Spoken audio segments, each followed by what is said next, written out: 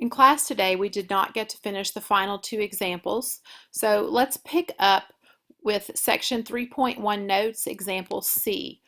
The instructions were to find the critical values of the function. So if you recall, to find the critical values, we take the derivative of the function, and so we did that. And after you take the derivative of the function, you find the zeros. Because we have a quotient, we will find the zeros of the numerator and the zeros of the denominator. So let's do that now. So the zeros of the numerator is negative 32x, and we'll set that equal to 0. And solve for x by dividing both sides by negative 32. So our 0 of the numerator is 0. Now we will find the zeros of the denominator, so we set x squared minus 16 squared equal to 0. Well, to solve for x, we would begin by taking the square root of both sides. And when you take the square root of a square, they cancel. Now we have x squared minus 16 equals 0. So we will add 16 to both sides.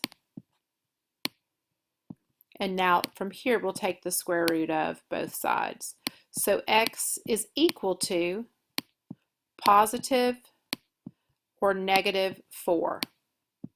Now remember, we're just finding critical values. We will talk about critical points in class tomorrow. So our critical values are x equals 0 and x equals positive and negative 4. We'll talk about how to handle the fact that positive and negative 4 are not in our domain when we're in class tomorrow.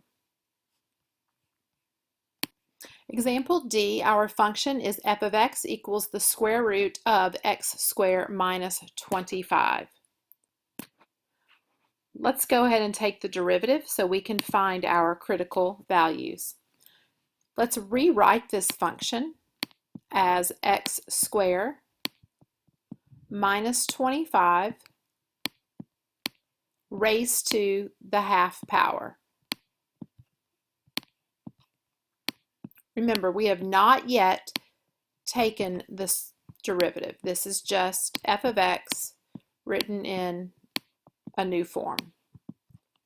Now we are ready to take the derivative. We would have to use the chain rule here.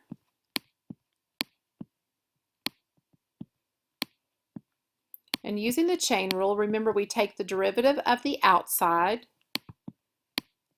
evaluated with the inside,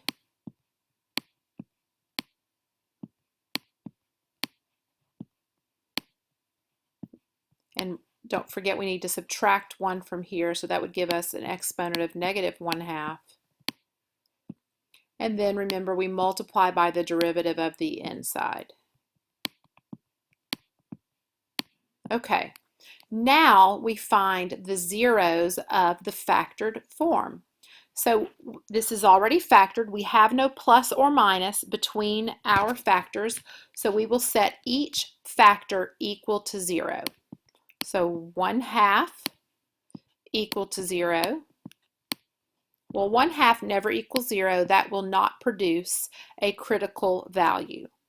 Now x squared minus 25 to the negative half.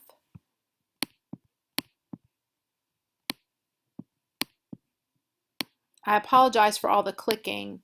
I'm having to use my mouse in order to write on this, so sorry about that. Okay, so in order to solve for x squared, the first thing I need to do is to cancel this exponent, make it reduce to 1. So if I raise the left side to the negative 2 power, then I would also raise the right-hand side to the negative 2 power.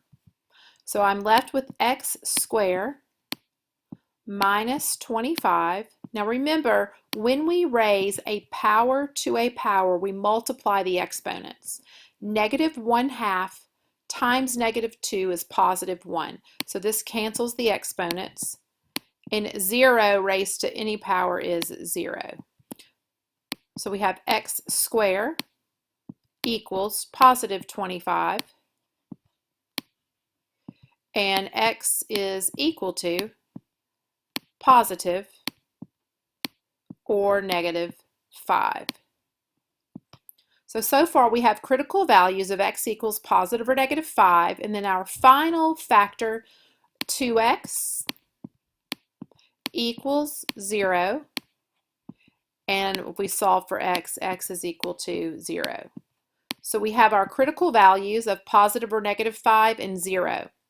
We'll talk about tomorrow how to handle the fact that when we have a factor raised to a negative power, that causes this to be in the denominator, which means it's not part of our domain. So we'll talk about how to handle that tomorrow. Please make sure that you complete the assigned homework so we can use that, so I can teach you how to find the critical points and how to determine where the functions are increasing, decreasing, and constant. Thank you, ladies.